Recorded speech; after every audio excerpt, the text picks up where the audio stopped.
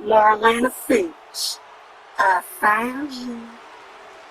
And who exactly was looking for me? Let's just say there are certain individuals who would benefit more from Carmella Blackheart remaining the Red Queen than her organization going under new management. So she sends a goon to try to soften me up. She's more cunning than I thought. No, darling. I'm here on behalf of someone else. Someone who's put a lot of work in to make this all happen. Who just can't let little old you come along and ruin it. Then stop talking and get on with it. I could use a warm up.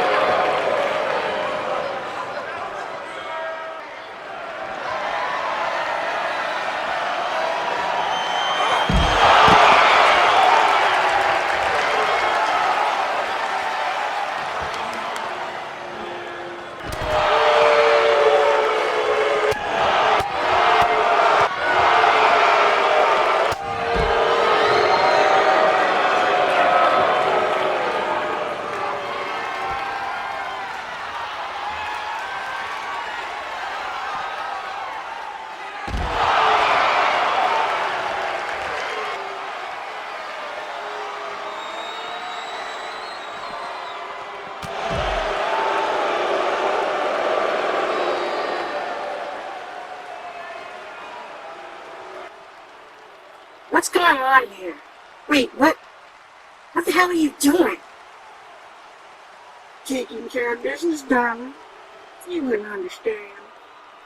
Don't tell nobody about this now. Just let little Marlena go out there and try to fight with all these bumps and bruises on her. It'll be a cakewalk for Carmella now. This isn't how this was supposed to happen. It's not right. Your problem is you think this is still wrestling. There ain't no good guys versus bad guys here. It's the weak versus the strong. Survival of the fittest. And well, I guess we see where she fits in the food chain now, don't we? Tell the Red Queen she's welcome. For now. And by the way, Sonya, big fan.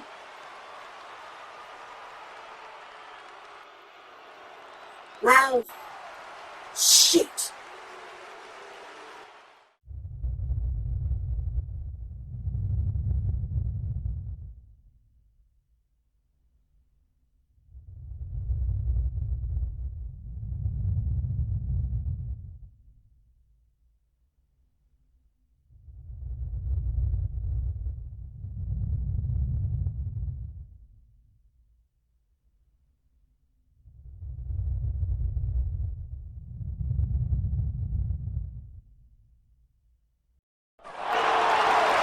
Ladies and gentlemen, Group C of the Trial of Kings tournament is about to begin.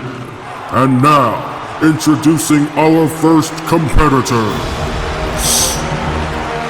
Introducing first, fighting out of Berlin, Germany.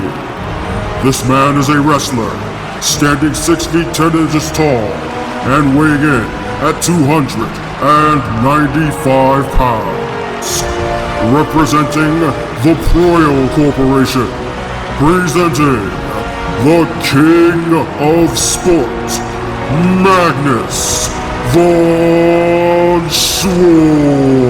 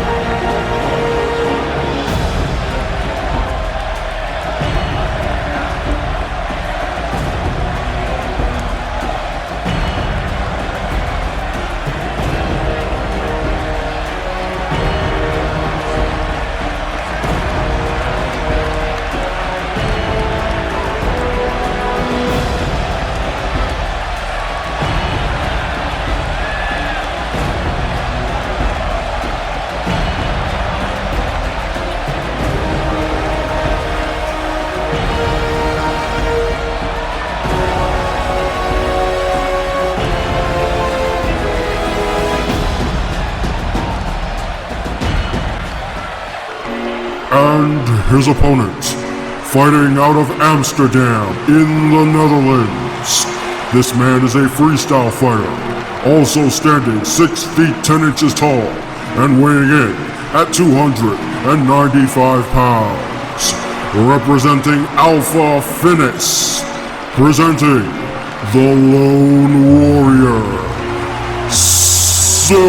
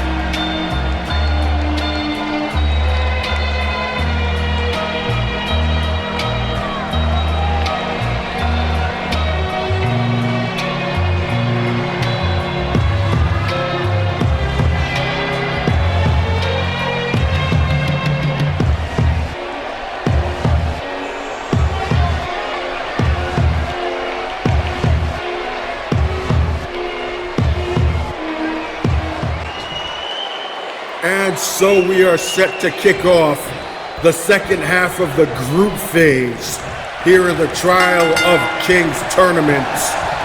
And we've got two men who are very unique to each other. Yeah, you really don't call yourself a fan of combat sports if you're not familiar with the name of Magnus von Schwartz. Yeah, I just realized, sports and Schwartz, they both rhyme. Anyway, this guy is one of the longest standing veterans to ever step foot in any ring. Absolutely.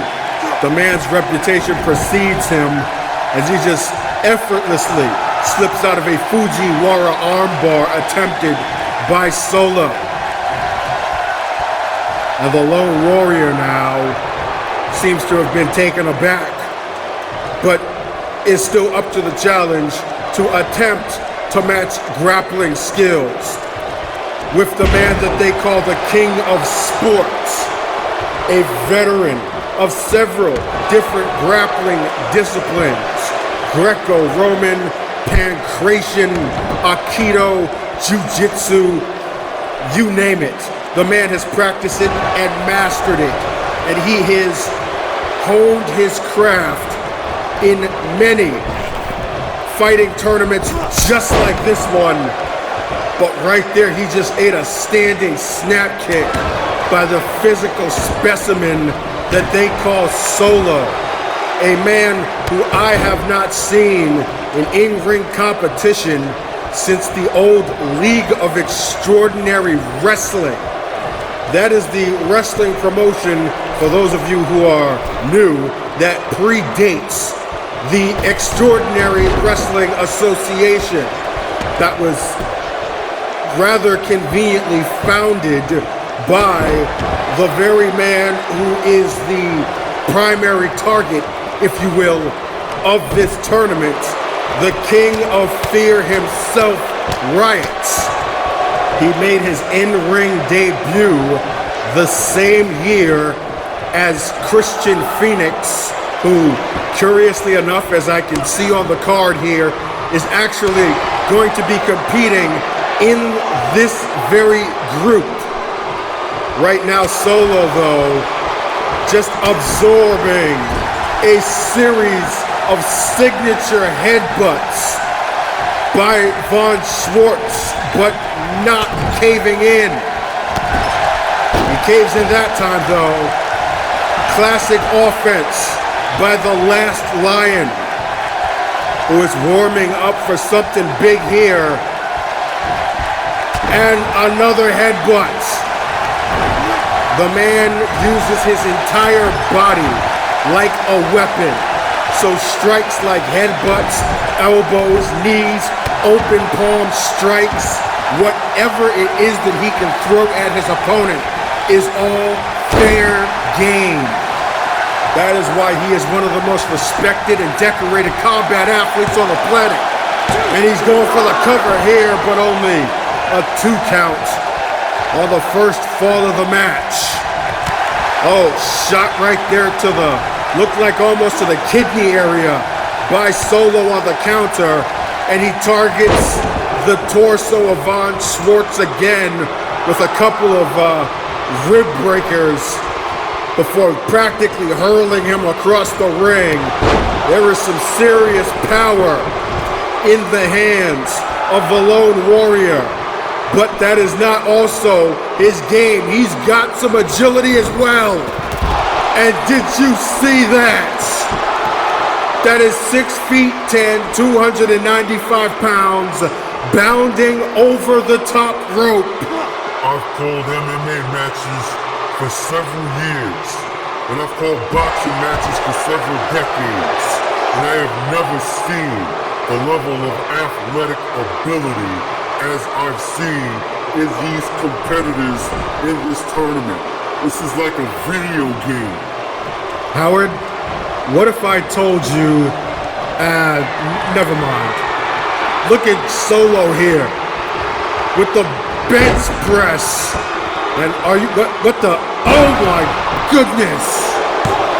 Power and agility on display yet again by the Lone Warrior, who doesn't get the 3 count, but certainly impressed a lot of this crowd with that combination of strength and quickness. And now what is he gonna do? Well, looked like he was going for a power bomb, but Magnus with the counter back body drop. And now Solo slowly back to his feet against the ropes, but meets the wrath of Magnus. And now the King of Sport will attempt to hold court and gets the intended effect on that headbutt, knocking Solo for a loop to the canvas and a running headbutt, again bowling over the Lone Warrior. Solo to the ropes for a second time, and for a second time, Magnus von Schwartz hangs him against that top rope. The founder of the Lion's Pride Fight Camp is not known to differentiate his styles very much. If he finds something that works, he's going to continue to use it until you can show him that you can stop it. This guy gives the term using your head a whole new meaning. Magnus is the founder of the Lion's Pride Camp, a group quickly becoming a force in combat sports, despite having only 3 other members at present. He had been on a hiatus from competition in order to scout for new talent before the tournament was announced. Aware of Monarch's vast resources, he knows that any affiliation will help him better find the best talent to add to his ranks. And the chance to face off against fellow elite combatants to him is an added bonus. Von Schwartz will attempt another pinfall here. And again, Solo gets the shoulder up at the count of 2. Despite having been bludgeoned by the biological weapon that is Magnus's head for the past several minutes. And there goes another variation, diving from the middle rope. I wouldn't be too worried about it. This guy Solo is built like a brick shithouse. He could take it. And just as soon as those words come out of your mouth, Howard, Solo regains the upper hand and delivers the mark of the Warrior. That is one of his finishing maneuvers. Magnus is down, Solo hooks the leg. But no, Von Schwartz gets that right shoulder up, right in the nick of time. And now Solo out of the apron. What's he doing here? Magnus up and oh my goodness, are you kidding me? Does this kid have some hops or what? I know some NBA scouts out there that would love that kind of vertical on their team. Wow. Like several others in the tournament, Solo had a history within other combat sports, but eventually became an underground fighter. He had even been recruited to become a judge of Monarch, but declined the offer. As his name suggests, he is a loner and is more comfortable operating as such, both as a fighter as well as a bodyguard to several celebrities. The end result is him being something of a vagabond to all who have ever worked with or against him. That springboard knee slam cleared the ring almost. And right now, it's Magnus von Schwartz who's been thrown for a loop. He's in the corner now. Shot to the gut, another shot to the gut. And that seems to be the offensive focus of the Lone Warrior Solo so far in this matchup, which is probably a good strategy because without a strong core, Magnus von Schwartz cannot generate the power he needs for some of those signature suplexes. We might not even get the chance to see one though. Tombstone pile driver by Solo. He goes for another pin. And again, the last lion kicking out of what should have been the finish to this contest. Well, like I said before, these guys are superhuman almost. Solo's gonna have to throw a planet on Magnus to keep him down for a 3 count. And speaking of superhuman, he's gonna do this again. Are you kidding me? It is just uncanny how comfortable a man who is nearly 7 feet tall and nearly 300 pounds is jumping into the air at the level of efficiency as we have seen so far in this match as the Lone Warrior Solo. He is something else. You gotta get him back into the ring, kid, if you wanna put him away. Rolls him back inside. And oh wow, more high-flying athleticism there by Solo. Now he thinks Von Schwartz, but still can't get the job done. 2 count only on the fall, but have a look at Solo working quickly on the follow-up, applying a triangle hold, trying to get the submission against a submission specialist like Magnus von Schwartz. Well, he's got it locked in pretty tight here, but I don't know just how long he thought he was going to be able to maintain that hold against the man who, like I said, is an expert practitioner in the grappling arts. He showed that off right there. Sleeper hold converted into a judo-style takedown and now follows up with this sickle lock in the corner, also known as a Muda lock. Remember, folks, rope breaks are not being enforced in this tournament, so a submission can be applied anywhere within the ring, and there is no way that you can escape it except actually physically escaping the hold. And speaking of escaping holds, Magnus applies another one on a follow-up here. Back-to-back submissions, transitioning beautifully into this combination arm and leg bar here.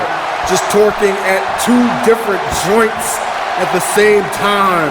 Very innovative technique by Magnus. Looks like he's trying to upstage Solo in the submission department. And now, Magnus von Schwartz with some more signature techniques in the form of the best German suplexes in the business. If the question is who does German suplexes better than a German, the answer is no one. But those Germans, by the German, not enough for the 3 count, but look at Solo bounce right back up to his feet. What the hell? It's that second win, baby. The adrenaline starts pumping through those veins, and it's all pure instinct. You're ignoring pain, and the only thing that matters is getting back into the fight. Solo's got a chance to do that right now, but he can't waste it. Oh, he's going for one of those bench presses again. And he's gonna follow up with another standing moonsault. Center of the ring, hooks the leg. 2. No. Once again, Magnus von Schwartz with the wherewithal to get the shoulder up. And this match rolls on. But for how long is the question? Both of these men have been laying it onto each other from the opening bell. And you gotta wonder, when is it that one of them is going to give in? Solo going for the superplex, but Magnus von Schwartz with some shots right to the liver, knocking the Lone Warrior down, and Von Schwartz in unbridled territory, diving from the top rope with a headbutt. That's a dangerous maneuver right there. Probably more dangerous to the attacker than the victim. He's been using that head as a weapon in fights for over 50 years. So I think he probably knows what he's doing. Never any need to be tested for CTE, I suppose, as he takes Solo down with another headbutt. And Solo is on Dream Street right now. And he's about to get the transfer from Dream Street to Suplex City. One way. Magnus is the conductor of destruction right now, and the pain train is rolling. And Solo says, "Not so fast, my friend." Another gut shot, countering what looked like was going to be a capture suplex into a takeover. And now, oh, jackknife powerbomb. And that stiffened the king of sport. Solo back in control now. What's he gonna do? Front headlock and carting Von Schwartz back against the ropes. Snake eyes on the top. I don't know if you're noticing this, partner, but Solo might be on the offensive here, but he's not as explosive as he was at the start of this match. He is definitely moving a little more labored. The wear and tear is definitely starting to take effect as Solo continues to focus on the midsection of Magnus, but now going a little high here with a blatant choke. Remember, anything goes. There are no rules in this tournament. But look at that. Magnus ducks under a right hand and delivers some shots to rock Solo against the ropes. And oh my God, what the hell is he doing? Magnus von Schwartz with a suicide dive. Are you kidding me? Magnus pulling a trick out of the hat that I have never seen him do in all of the years that I have called his matches in the XWA. Going high risk and paying off. And another trifecta of headbutts inside of the ring. And the momentum has shifted, or maybe not. Solo bounces back to his feet. You can't tell me this isn't some video game. I swear, these guys have some like infinite life cheat codes on or something. How is it that they can take this much punishment and still keep going? Well, if you go into options and then game balancing, you get these gameplay sliders and never mind. Solo right now, working his man over. Might be looking for another power bomb here. And yes, connects with a falling variation, dumping Magnus right onto his back. And now, Solo looking to put the finishing touch here on the top turnbuckle. This is gonna be a big move. And yes, it is a big move. Just for the other man. Broken will by Magnus von Schwartz. And the King of Sport wins. Ladies and gentlemen, your winner by 3-count, Magnus von Schwartz. Solo did everything in that match but win. That is what we call down to the wire. And with that said, the King of Sport becomes the first man out of Group C to enter the round of 16. The seedings have been updated, and now we await to find out who is going to be his next opponent.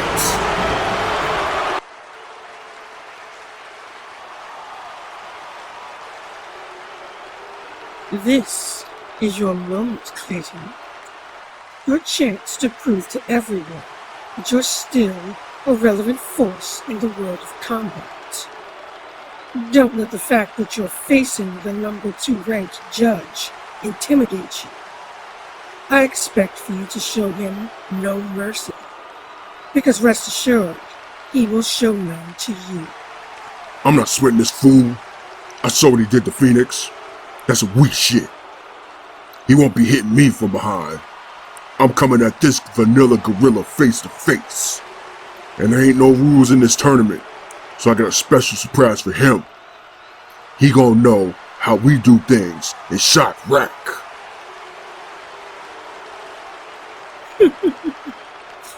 Two men who enjoy hurting people against each other. This match will be most entertaining. And the best part is whoever wins, I will still represent. You're not the only one playing the game, Tyson. Now it is time for the second match of Group C of a Trial of Kings tournament. And here are the principles of this contest.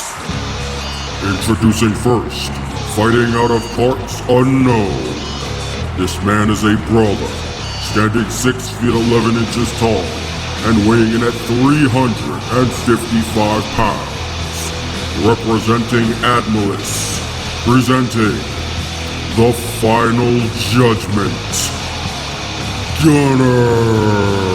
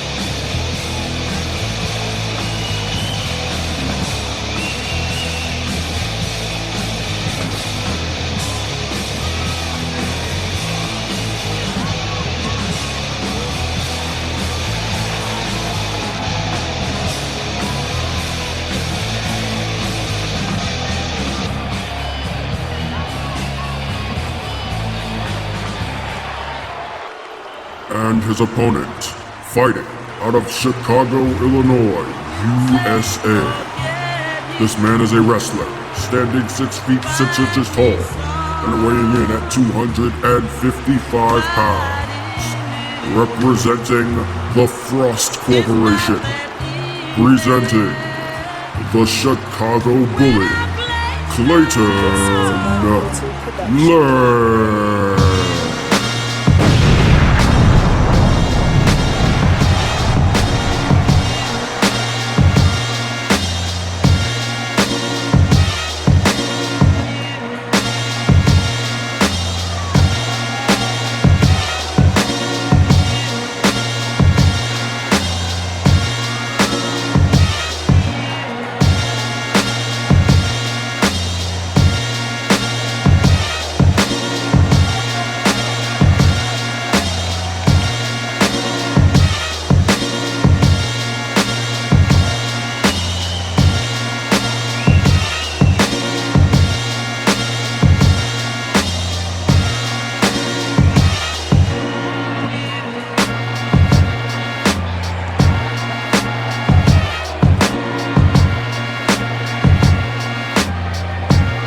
Partner, does my eyes deceive me, or does this Lang guy have a baseball bat in his hand coming out for this match?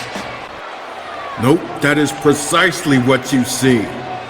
Remember, this is an anything goes tournament. The only thing a ref can do is call for the bell.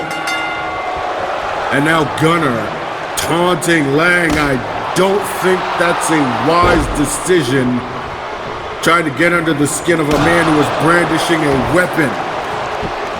And Clayton Lang right now is utilizing that weapon to its fullest extent. It looks to me like this match is gonna have all the makings of a back alley street fight. And I don't think these two gentlemen, if you can call them that, mind one bit. Absolutely not. The final judgment, Gunnar, I've come to learn, has a very high standing in the Monarch organization as one of its enforcers. So he's definitely accustomed to getting his hands dirty. And speaking of dirty, there aren't too many men in professional wrestling as dirty as the Chicago Bully Clayton Lang. As a matter of fact, I believe it's gotten him into some administrative troubles with the organization that he was signed with, Purity Strong Style Wrestling. Assuming he's even there, because it's been a while since I've actually seen him in action. Definitely hasn't lost a step in his hiatus though. Trading barbs and trading shots with the final judgment. Lang, of course, at one time an amateur boxer, but suffice to say, those days are long behind him. As he nails Gunnar with that bat yet again, sending him out of the ring to the floor, and once again, Clayton Lang utilizing that weapon on his opponent. Thank goodness Gunnar is wearing what appears to be a flak jacket, some body armor to absorb those blows, but even with that protective gear, getting hit full force with a baseball bat is going to definitely sting a bit. I was just about to say, this guy Gunnar, he looks like a gunner. Reminds me of this guy that I was stationed with back when I was serving in Nam. He used to man the machine gun on the side of a chopper. He was not a very nice person. Yeah, both of these guys would definitely constitute as men I would not want to run into at the end of a dark alley. And now it would appear that Gunnar has picked up the baseball bat and is giving Lang some payback. Couple of shots right to the gut. And unlike Gunnar, Clayton Lang is not wearing protective battle gear. So he feels the full brunt of the impact of that weapon that he himself brought into the ring. Live by the sword, die by the sword. Or, as it were, the bat. Hey, you can see real quick right there, Gunnar picked up that bat for a second time and then threw it down. Must have had second thoughts. I don't know if that's a smart idea. I mean, considering this isn't anything goes tournament and it's legal, why not use it to your advantage? But maybe he might not need it here. A close encounter for Clayton Lang as he kicks out at 2 from the pinfall after that modified Uranagi slam by Gunnar, who tosses him up and over again. And yeah, he did discard that baseball bat moments ago. He must seem content on winning this match by his own power, considering the fact that he has plenty of that to go around. Listed at 6'11" and 355 pounds. And I don't think a lot of that weight is body fat, judging from his size. Lang looking to neutralize that size though. Putting pressure right on the smaller Gunnar's back, and now letting this crowd know how he feels about them, I suppose. Might not be a smart move there, but Gunnar has not yet been able to capitalize on that breakup in action. He's back down on the ground again, and now Lang rummaging underneath the ring for something else, and he just picked up a steel chair. Oh God, are you kidding? Oh my goodness. It looks like Clayton Lang is not content with just using a baseball bat. He wants to use whatever's not bolted to the ground. How about that quick little sidestep by Gunnar to avoid incurring any further damage from that steel chair that he again gives Clayton Lang a taste of. What's good for the goose is good for the gander, or payback is a bitch. Whatever phrase you want to use. Clayton Lang can dish it out, but can he take it is the question. Irish whip now by Gunnar, and oh wow! Pop-up headbutt. And it looks like Gunnar likes to use his head just as much as Magnus von Schwartz, but unable to secure the pinfall from that impressive strike. Okay, now, what is he doing? Gunnar is outside of the ring now, and he's reaching underneath the apron, and oh gosh. Oh no, don't, oh, that's rough. Turnabout being fair play here as Gunnar introduces a sledgehammer to this contest and uses it quite effectively, I might add. There's a front headlock, and now dragging the carcass of Clayton Lang into the corner. Taking a sweet time here, adjusting into position, and now what is he doing? Oh my goodness, that has gotta hurt. That has got to hurt. Dragon Sleeper practically lynching Clayton Lang up against that top turnbuckle. That is an uncomfortable thing to watch. And speaking of uncomfortable things, Gunnar with Lang hoisted onto his broad shoulders and down to the mat. That was devastating. Hey, since he's not a pro wrestler and we don't have a name for that move, can we call it the Devastator? Gunnar is a soulless mercenary whose past is shrouded in mystery. Currently ranked number 2 amongst Monarch's judges, he follows the orders of the 3 queens without question.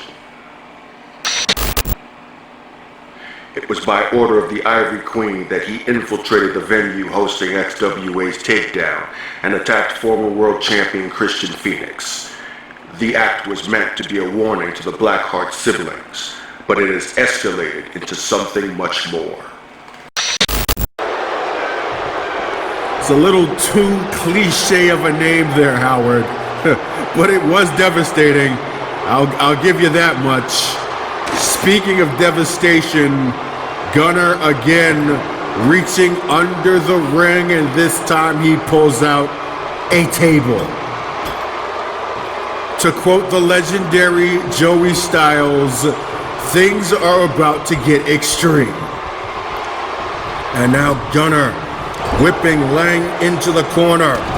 Can you imagine getting punched by a guy that big? His arms are the size of a 4th grade schoolgirl. Well, Lang seems to be weathering the proverbial storm just fine. He's got Gunnar now in the corner after countering, and drives his knee directly into the face of the man who calls himself the Final Judgment, and a beautiful gut-wrench powerbomb into a bridge. But only a near fall for his troubles, but an impressive show of strength. This man is 355 pounds that just got lifted into the air. And hold on 1 second. Clayton Lang just put that chair underneath the face of Gunnar, and now he's back to his feet. Lang went outside to grab that baseball bat again, and now Gunnar grabs the steel chair that I'm assuming he was about to use as a device of devious intent. And now both men staring each other down, weapons at hand. And they play a human game of chicken. Lang's bad attitude and violent behavior got him fired from Purity. He returned back to Chicago and took up a job as a nightclub bouncer. Little did he know the club was owned by Isabella Frost and had an underground fight club built underneath. Seeing the opportunity to make some fast money, Lang excelled in competition, catching the eye of the Ivory Queen herself. She would use the trials to test Lang's resolve and see if he has potential within her network of organizations. By far, this has been the most violent match of this entire tournament. And that's saying something because we've already seen a match where the entire freaking ring was broken. Clearly, Clayton Lang saw that match between Aaron Archer and Kamaru Congo and said, "Hold my beer." And look at how Gunnar just shrugged Lang off like a paperweight. Clayton Lang is not a small human being, but that's the point. Gunnar is a huge human being. And he just cracked Lang directly on the cranium with that steel chair. Meeting violence with violence. Both of these men are just absolutely ruthless. They are trying to destroy each other out here. This isn't about a win or a loss anymore. This is about who can administer as much pain and suffering upon their opponent as possible. And Gunnar now chasing Lang outside of the ring, hoisting him up over his shoulders, and now, what is he going to do here? Oh! Clayton Lang driven against that ring post, and if I'm not mistaken, I am seeing shades of red now across the face of the Chicago Bully. Yes, indeed, he in fact has been busted open from getting jammed against the edge of that ring post. I got a strong feeling Gunnar's pretty used to doing wet work, so this is just another day in the office for him. If this is just sports competition for the man, I kind of don't want to think about what he does for a day job. But then again, this is the man who laid out the former XWA heavyweight champion of the world, Christian Fenix. So I guess he can do damn well whatever he pleases. Well, right now it looks like he wants to hit Lang with another one of those devastators. I like how that sounds. Devastator. Kind of speaks for itself, don't you think? Well, the move has gone by many different names. Its proper terminology is a torture rack neck breaker. But for the sake of the argument, I guess we'll call it a devastator because that's exactly what it was. And oh gosh, what is he doing? You want to talk about devastating? That table is still set up outside of the ring and Gunnar has every intention on using it. The ref is checking on Lang right now, but he is done. Ladies and gentlemen, your winner by knockout, Gunnar. An emphatic finish to this match. And Gunnar right now just picked up Lang and he's dragging the bloody carcass of his opponent back up the ramp. I have no idea what that's about. But as we take a look at these updated brackets, here's what we know. Magnus von Schwartz will now face the final judgment in the round of 16.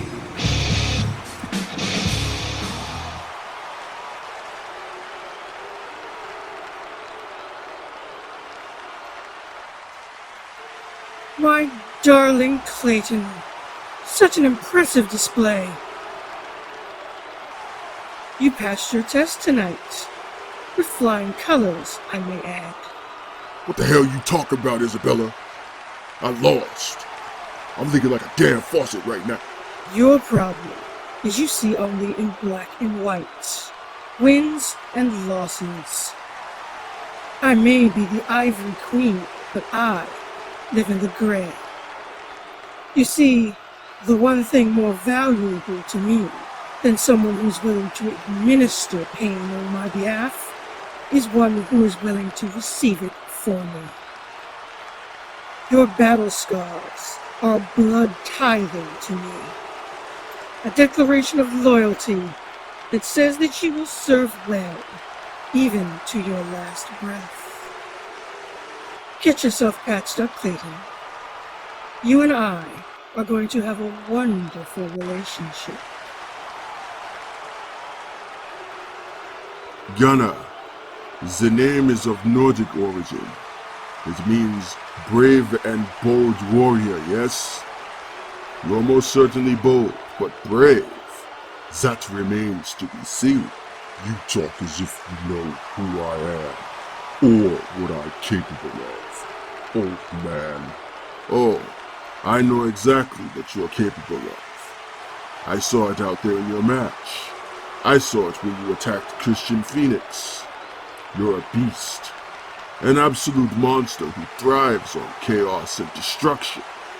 But what you are not, to me anyway, is intimidating. Is that so? Maybe I should convince you then. I'm the final judgment for a reason. Judges. I've seen enough of them around here. Yes, you all are a very scary lot. But you haven't stood in the face of a true challenge yet. They call me a lion for a reason. Because I don't have to roar for every other creature to know who I am. The name alone tells you what you are in for. I don't see a lion.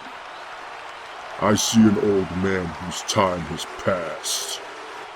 You don't respect the strength of the judges? That will be your ultimate mistake. I am more than just a Judge Magnus von Schwartz. I am judgment. And yours will come soon enough. I'm looking forward to it. I only ask one thing of you. This time around, let's see how you fare when the only weapons you bring to the battle are your hands and your wits. Let's see how pure your combat really is. We hope you enjoyed that performance from multi-platinum recording artist Booty Quake. It is now time for the third match of Group C. Introducing first, fighting out of Kyoto, Japan. This man is a wrestler standing 6 feet 6 inches tall and weighing in at 245 pounds.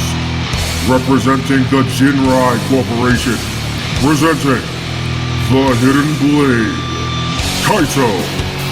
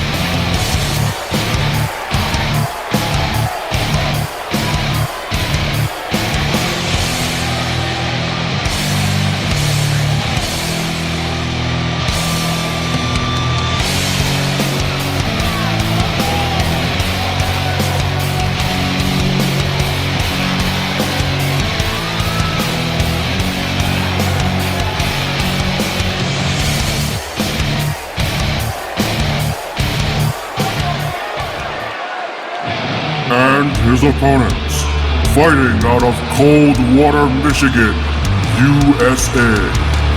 This man is a grappler and mixed martial artist, standing 6 feet 6 inches tall and weighing in at 275 pounds. Representing Dot Bank, presenting Killer Willie Travers.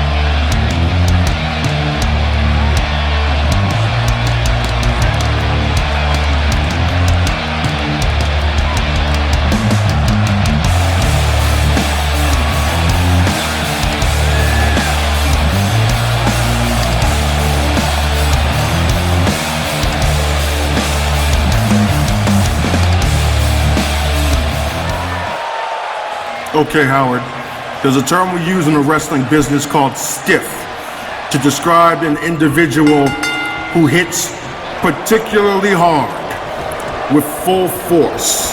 Every move, every strike, and every hold is done with the specific intention of causing as much bodily harm as possible.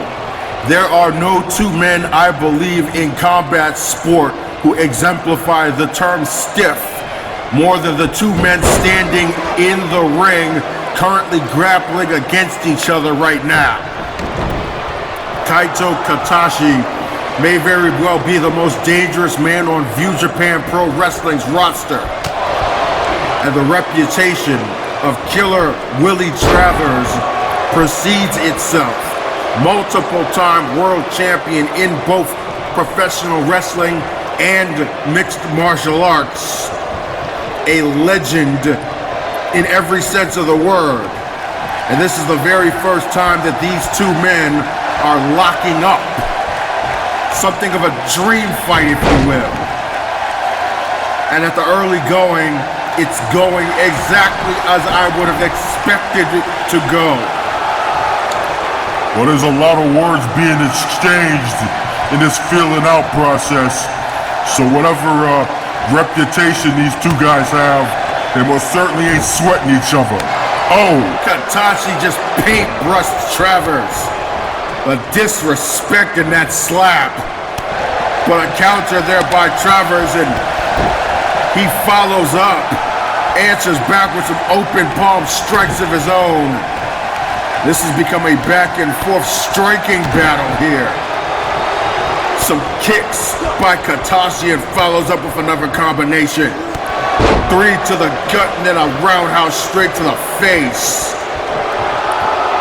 And Travers is a little disoriented in the corner. Katashi stepping in literally with the running face wash. Not even 3 minutes into this match, and the hidden blade trying to decapitate Willie Travers. And some punches to boot. Lofa stepped right against the solar plexus. Now Katashi, brain buster, and hooks the leg. Only a 2 count, however. Travers kicking out. But what an exchange to open this contest. We've seen baseball bats, tables, sledgehammers, chairs, an imploding ring. You will not see any of those foreign objects utilized in this contest. This is shoot-style wrestling 101. As Travers introduces his knees to the side of Kaito Katashi's head. And now, what you got here? A chicken wing, it looks like, but no. Travers converts it into a Russian leg sweep. Goes for a cover of his own. And only a 2 count there. Well, you certainly weren't kidding about these two guys not pulling their punches. I bet they don't even know each other very well. This is probably the first time they're ever meeting each other in life. But they're fighting like they hate each other. They're fighting like they want to kill each other here. And hold on 1 second. Travers in a precarious position here. And eats a signature Katashi tactic. The hesitation drop kick. Such is the case in the art of war, Howard. Traveling to foreign lands and encountering and engaging other human beings that you have never seen before and probably will never see again. But your marching orders are one and the same. Kill or be killed.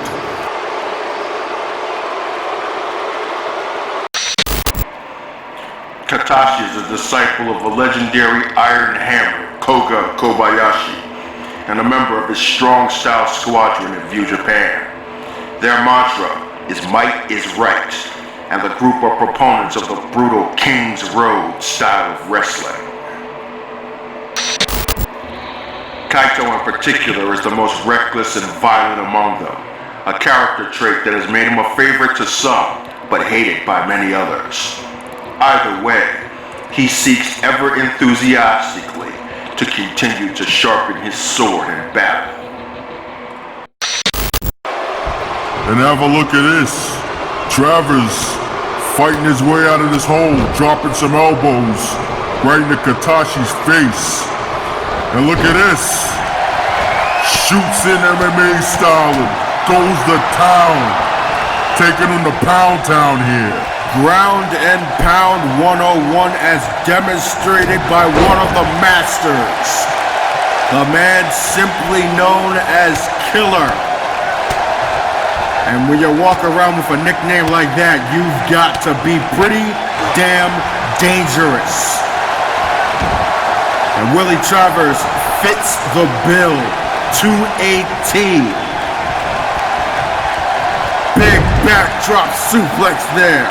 It's pretty clear to me that Katashi didn't expect this sudden offensive spurt after that submission. And now Travers has got him. And he get him all right. A combat sports legend, Travers was one of the earliest champions of MMA and also competed extensively in shoot wrestling and pro wrestling, holding world championships in several promotions, often simultaneously. Having sat back to see what the new generation of combat can do, he believes there are still many lessons to be learned, and he will be more than happy to teach them, whether they are wanted or not. Stiff kick right to the chin of Katashi, and he follows up with a cover. But Travers can only muster a 2 count for his efforts, despite the offensive onslaught the past couple of minutes. And Travers again shoots in, and this time those open palm strikes are enough to bust Katashi wide open. Wow. I think it's been quite a while since I've seen a human being open another one up with his bare hands. Literally. Those were open palm strikes that just cut the forehead of the hidden blade. I know Vasily Rasputin likes to call himself the perfect weapon, but Willie Travers may very well be a living weapon. Yeah, well, it would be foolish of either of us to count Katashi out of this match, especially if he manages to lay Travers out with the 2-body blade. That is a signature striking technique from the dojo in Kyoto, Japan, that Katashi trained under since childhood. One of the most wicked strikes you will ever see in all of professional wrestling. And speaking of wicked strikes, the hidden blade following up with a knee right to the temple of Willie Travers. And since getting opened up by that open palm strike, Katashi has cranked it up several notches. Katashi is definitely one of those guys. He sees his own blood and he goes into a frenzy. I don't quite think Travers expected to get this level of retaliation from busting Katashi open moments ago. Now the hidden blade top rope and drives his knee right into the chest of Willie Travers. Hooks the leg, but only gets a 2 count. Impressive maneuvering nonetheless, as Katashi, who we almost had written off a couple of minutes ago, is right back into this fight. And he's got Travers in dangerous territory. A kick right to the hamstring muscle right there. But Travers counters. Katashi counters, shot to the gut. And a forearm shiver there by Travers, following up with an amateur-style wrestling takedown that blows the wind out of the sails of the hidden blade. And now Willie Travers looking to lock in a triangle hold here, an omoplata to be more specific. Look at how he has his entire body arched upwards to inflict maximum pressure to the throat of Katashi. But Katashi, somehow, even with blood pouring down his face, has enough wind in the pipes to break out of that hold and follows up with the infamous Busaiku knee kick. That was so quick, it was sudden. And once again, Katashi in position for another big move here. And now both men outside of the ring, and Katashi suplexes Travers back first against the edge of the apron. The hardest part of the ring. You can't get the win outside of the ring, but you can certainly put on some extra punishment. Oh! And that's exactly what Katashi has in mind here.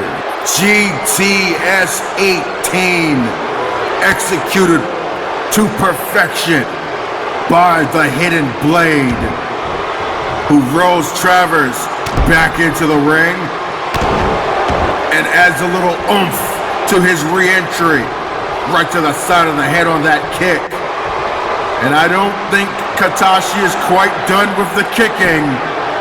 Travers is in a bad spot right now, and oh my goodness. A second Busaiku knee kick, and this one hits hard enough to bust Travers open. Once again, the blood is pouring like wine. And once again, Kaito Katashi unsheathes the two-body blade right across the back of the neck of Willie Travers, dragging him to the center of the ring and hooks the leg. But again, another near fall. Both men bloodied, battered, and beaten, but still fighting on. This match is every bit as brutal as I would have imagined it to be between a couple of shoot-style legends like these men we see in the ring. No holds barred, no punches pulled, and everything with the intention of destruction. Travers with a quick counter in the corner there. Out of nowhere, and now Katashi finds himself in a precarious position.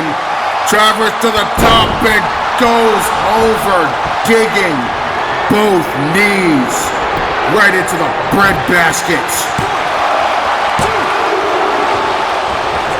And Travers still only gets a count of 2 after nearly disemboweling Kaito Katashi. Travers right back on the attack though, whipping Katashi into the corner and a couple of shots to the gut there. And now Travers going opposite rope. Oh, and a measure of payback from early on in the match. You remember that face wash that Katashi put on Willie Travers? Well, Travers answers back with a knee that opens Katashi up even more. And it seems agitated him even more. Because just like that, a third two-body blade administered by the Hidden Blade. And now sweeping the leg. But look at the blood just leaking from Kaito Katashi's face, staining his chest even. But it's not stopping him. Oh God. Another Busaiku knee kick. The third in this match. And now the blood is pouring profusely from Travers as well. And here's Katashi with another GTS 18. Falls into the cover. Hooks the leg, but still nothing doing. You gotta believe that the blood loss is gonna take its effect sooner or later. There is no way in the world that either of these two guys are gonna keep on going 100% with their faces leaking down across their bodies. You can start to see even now, partner, the movements a little more labored than they were in the earlier goings of this matchup. Even as they trade shots here, you're starting to see the effects now. There goes an uppercut, pinning Katashi in the corner, and Travers follows up with fists of fire. just opening up right across the face of Katashi. And now Travers for a second time, driving the knee across the face of his opponent. But look at Katashi getting back up to his feet, incredible. And counters with a shot to the gut. And another Busaiku knee, are you kidding me? Out of nowhere, Katashi hits that Busaiku knee kick. He can hit it from literally anywhere, and now he's up on the top rope, and my God, look at how much blood these two men have lost over the course of this match. And Katashi still on dangerous ground. Top turnbuckle. Going for a diving move, but Willie Travers out of nowhere. Willie Travers catches Katashi in midair and locks in a LaBelle lock center of the ring. And he has got that thing cinched in. The blood pouring from the faces of both of these men. Katashi's in deep trouble. He is in the deep waters right now. Travers has this LaBelle lock on tight. And Katashi has no choice but to submit. Ladies and gentlemen, your winner by submission, Killer Willie Travers. The first submission victory of this tournament goes to Willie Travers. And we witnessed the purest display of bloody hand-to-hand combat in quite a long time here at the Trial of Kings tournament. You were definitely not kidding, partner, when you said that these guys were heavy hitters. And with the victory, Travers punches his ticket into the round of 16 and will face the winner of our next and final contest of Group C.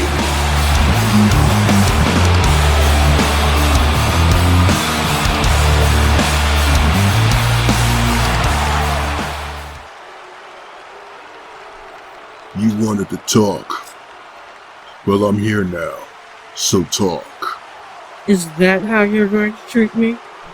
After all we've been through? I'm crushed, Fate. Truly, I'm crushed. The name is Riot now. You'll always be Fate to me. The greatest judge who ever lived. Your hand was the law. When it struck down, none questioned it. It was both fear and respect you carried. Something none of my judges now can say they hold in equal. And that's what I wanted to speak to you about. A warning. Warning? I've been informed that my number 2 and number 4 have been acting on behalf of the Ivory Queen in this tournament. You've already seen number 2, Gunnar, but you're probably not aware that number 4, Bloody Mary, has attacked your daughter, Marlena. What? An attempt to influence the trial between her and Carmella. It would appear that Isabella has been pulling a lot of strings through this tournament, and all with one goal in mind. She wants to become Red Queen. That's what this is all about, isn't it? The whole damn tournament. I bet she got into Ahab's head to declare this thing from the beginning. As well as convincing enough of the consortium to declare judgment on the Blackheart Foundation in the first place. It was her all along, taking advantage of the same clause of no tournament repercussions that Katashi used to go on his rampage in the second tournament. She's become just like him, willing to tear down the entire consortium to get what she wants. I just had the need to inform you of this little game being played right now. Do with this intel what you must, King. Just know that then, as a judge, until now, I was always fond of you. Let's see if you can overcome insurmountable odds for a second time.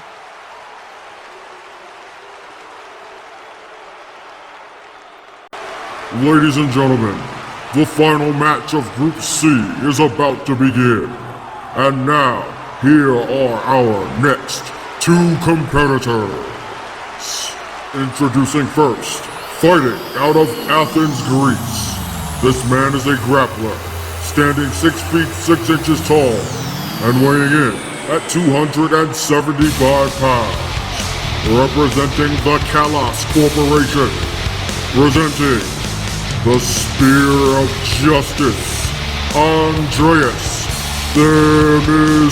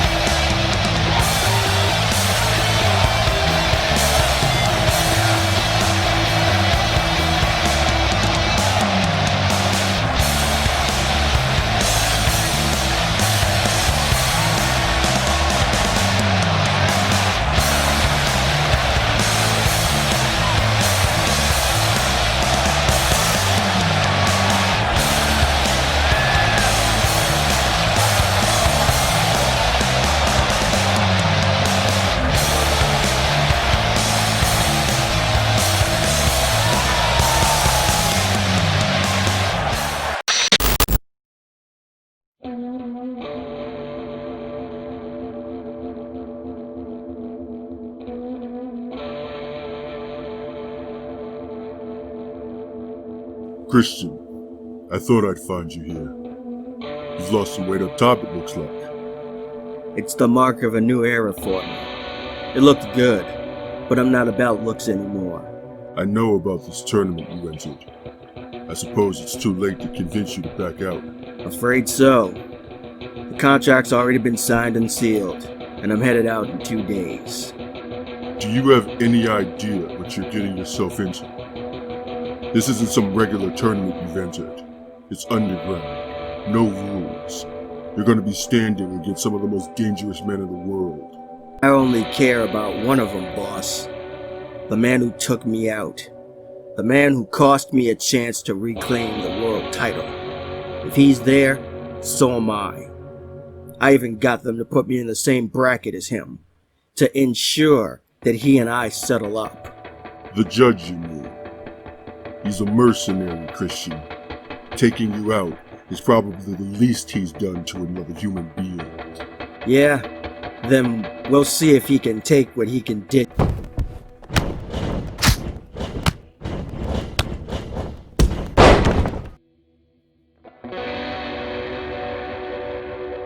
Ugh! What the hell was that for? Ugh! Just as I thought. Bruised ribs, I'm guessing. You probably haven't even been cleared to go back to the XWA yet. And here you are entering a damn kumite at only half strength. And for what, Fenix? Payback? Maybe Tyler was right. Maybe I have failed you. Kevin, too.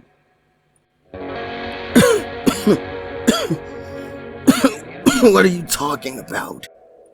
I haven't taught you everything I know.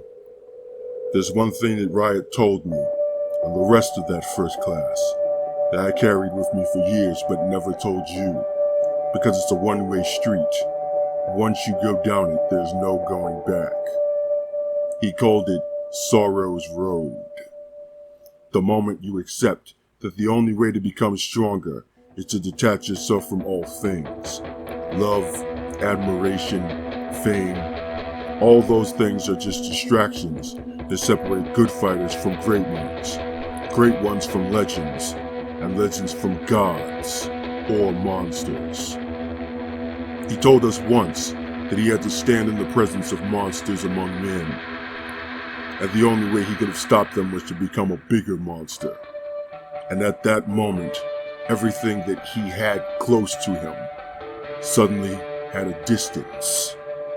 He had to keep it at that distance, not for his safety, but for theirs. Never actually got the full story, but if this tournament has anything to do with it, then you stepping in there as you are right now, you won't win. You might not even come back in one piece. So you came here to tell me you think I'm gonna lose? I came to tell you that if you want to win, you're gonna need more than just a new haircut. When you walk out of this building, the old Christian Fenix needs to die. You need to be willing to do things that make the whole world think different of you. You may need to stand in the face of a monster and become one yourself in order to push past your own limits. Do you think you can handle that? If I don't, then I'll go down in a blaze of glory and burn everything down with me.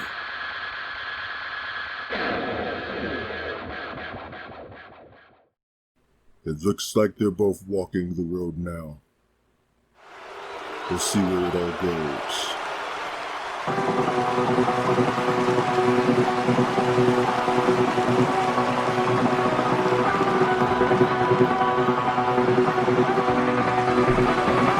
And his opponent, fighting out of San Francisco, California, USA.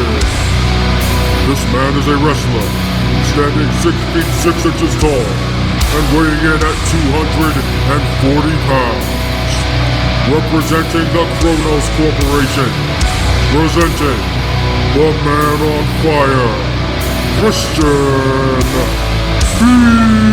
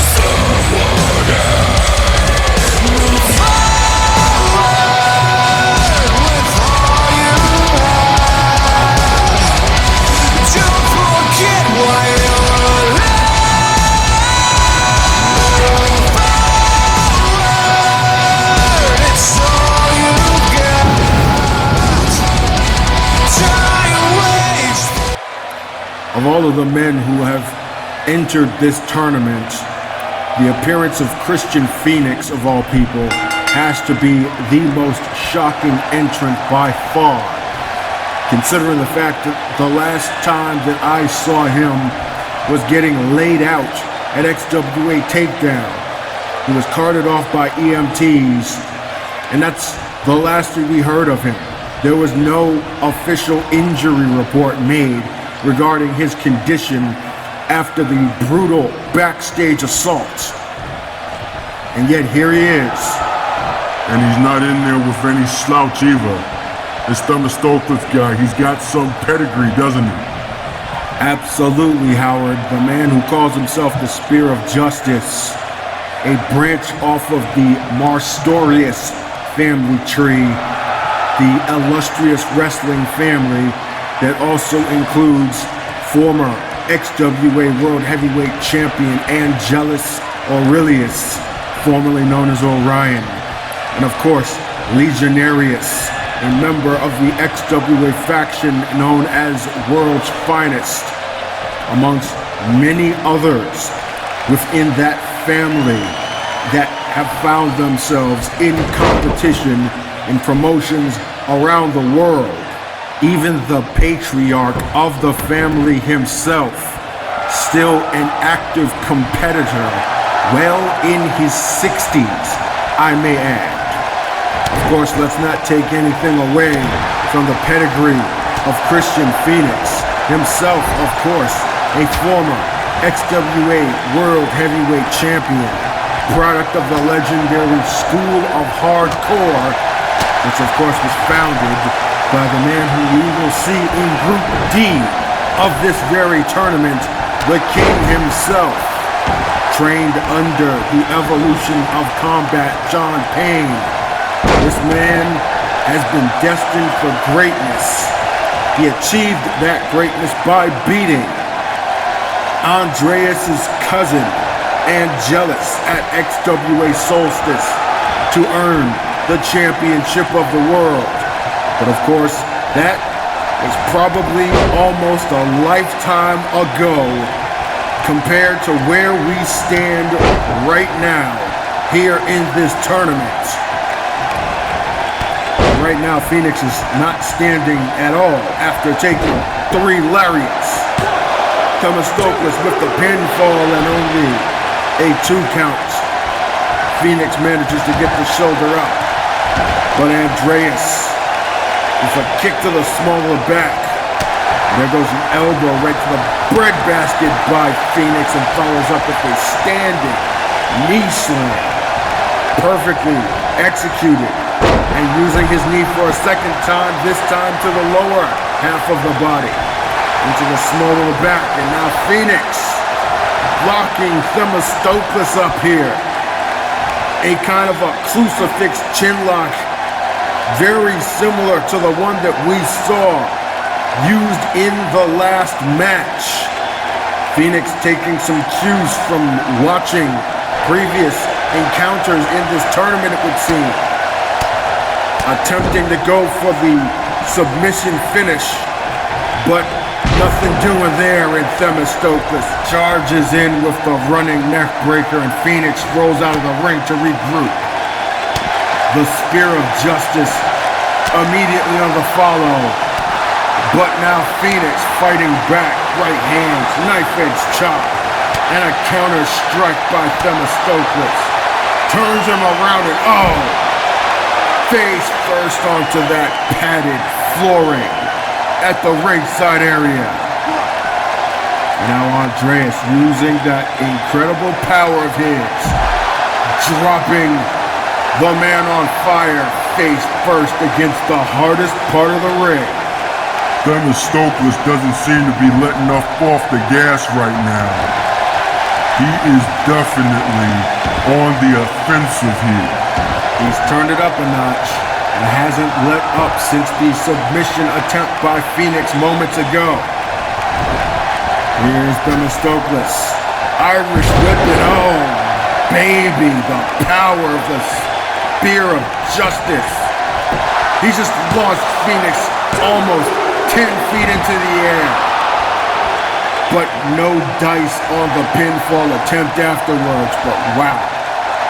What a display of power by Andreas Themistoklis. And now, some signature Marstorius family tactics here with the ground grappling techniques. Just cranking and torquing at whatever body parts they can get a hand of. The Praetorian, as they are collectively known as, one of the great wrestling camps based in Europe. And now Themistoklis with Fenix against the ropes, but Christian Fenix with a back body drop. Themistoklis is down and out, and Fenix may be looking to spread his wings and fly. Signature Christian Fenix throwing caution to the wind. Springboard splash and follows up with a low-angle DDT against the padded floor. And just like that, the man on fire is on fire. En fuego, if you will. Rolling Themistoklis back into the ring. Now, Christian Fenix feeling himself a bit.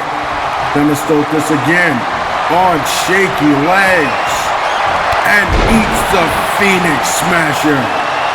Christian Fenix going for his finisher early in this contest, but nothing doing on the end result as the Spear of Justice kicks out. Now what's he doing? Phoenix to the top rope. Could we be seeing a Phoenix splash here? Once again throws caution to the wind, but no! Themistoklis gets the knees up and catches Phoenix right in the breadbasket. And now goes for his finishing submission maneuver here. The last chancery. Torquing at the neck and shoulders of Christian Fenix. Could we see another submission here in the Trial of Kings tournament? Unlike most of his kin, Andreas has only competed in grappling tournaments, opting not to fight professionally. He admired his older cousin Angelus and his dominance though, and was shocked when his unbeaten streak was ended by Christian Fenix. He has two goals to achieve here. First, to test the skills of the man who defeated his cousin, and second, to test his own and decide if he desires to follow the path of his family into the professional arena. And he releases the hold. That's an interesting strategy right there. I'd have kept on cranking on him if I was Themistoklis. There's a couple of things you have to remember here, Howard. First off, keeping a submission hold like that on is going to do just as much on your body as it is your opponent's. And second, maybe Andreas thought that he hadn't put enough work in to get the submission yet. You have to keep in mind here that Christian Fenix is an individual who never says die. Cover attempt by Themistoklis. And just as you see right there, just when you think that you've got Fenix beat, he somehow manages to rise from the proverbial ashes and pull victory from the jaws of defeat. The question is, can he work that magic here? Who knows? But I know this, that right there is signature Marstorius tactics. The front neck chancery. And Themistoklis goes for another pinfall attempt, and again, only a 2 count, but look at Fenix bounce right back up to his feet. Just as I said, just when you think he's out, he fights his way back in. And now an Irish whip over the top rope goes Themistoklis, and over goes Fenix with him, and oh my goodness.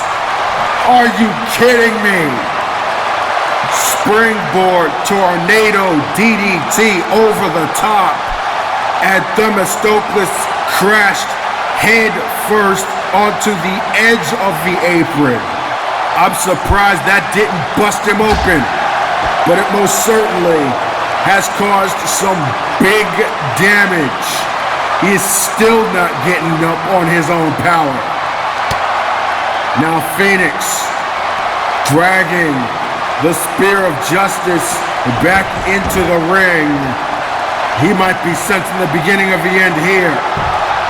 And now Andre is slowly stirring back to his feet, but eats a springboard forearm just as he comes to. And Christian Fenix is running on pure adrenaline and emotion right now. But no, quick counter there by Themistoklis. Fenix to the corner. And now bulldog off the second turnbuckle by Themistoklis, who is in the corner and looking to do the move of his namesake as he connects with the spear of justice. Fenix still got some fight left in him though. He gets that shoulder up at 2. This match might not be as bloody as the last one we just saw, but it is no less as intense. And it might be coming to an end here, Howard, if Themistoklis believes that he can hold on to this second last chancery longer than the first attempt, long enough to get a tap out by the man on fire. Can Christian Fenix's night end right here? That's a perfect position in there. But look at Fenix, he's stirring. He's fighting and he's out. And Fenix measuring Themistoklis with another one of those knees. Fenix going to the top turnbuckle for a second time, but Themistoklis back to his feet quicker than a hiccup. Cuts off what could have been a second Fenix splash attempt right off at the pass. And now he is just mauling the man on fire. Both of these men running on adrenaline right now. And the spear of justice with words for the man on fire. And going for the second time with the front neck chancery. Tossing Fenix in perfect position as he sets up in the corner for a second spear of justice. If he hits it, it's over. But no, Fenix leapfrogs. Twist of fate. Twist of fate by Fenix. And feeding off of this crowd is the man on fire. Themistoklis slowly, once again, getting back to his feet. A last ounce of energy, it seems. And Fenix waiting for his moment. We could see another Fenix. Wait. No, not a Fenix smasher. Christian Fenix pulls something new out of the arsenal. And it is enough to pull off the victory. Ladies and gentlemen, your winner by 3-count fall, Christian Fenix. Well, partner, you said it yourself. This kid's got some magic in him. Pulling out victory where it didn't look like it was gonna happen. And he's gonna need all that magic when he enters the round of 16 and faces off against Killer Willie Travers. Ladies and gentlemen, we are 66% of the way done with the first round of the Trial of Kings tournament. And next, the Group of Death and the Return of the King.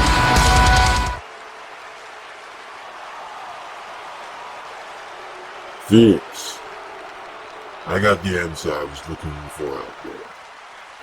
More than an answer, either. The man I saw in that match is way different than the one that beat Angelus. You've evolved. Into what? I don't know. But I hope that you can control the fire burning in you before it consumes you entirely. This win puts me one step away now from getting to the man I'm after. I'm saving all that fire you're talking about for him. So that's your motivation here? Revenge? You don't give a gee whiz about anything else at stake in this tournament, don't you? He took something from me. This is the only way I can get it back.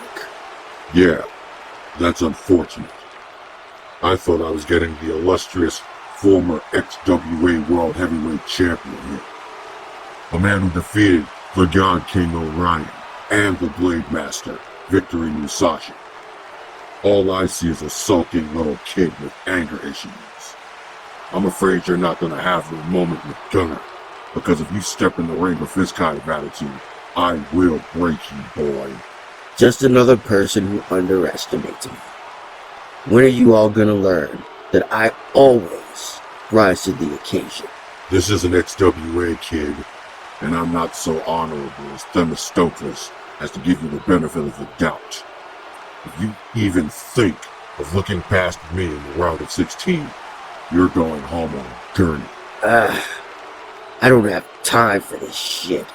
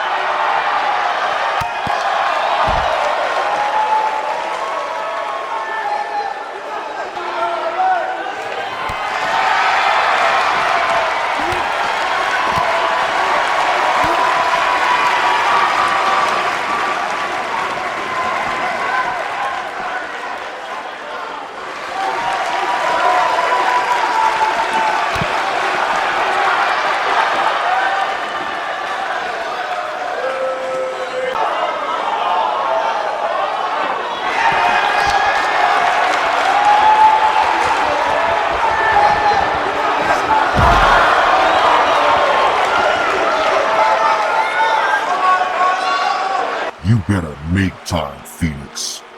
You're in the wolf's den now. Toughen up, kid, or you're gonna get eaten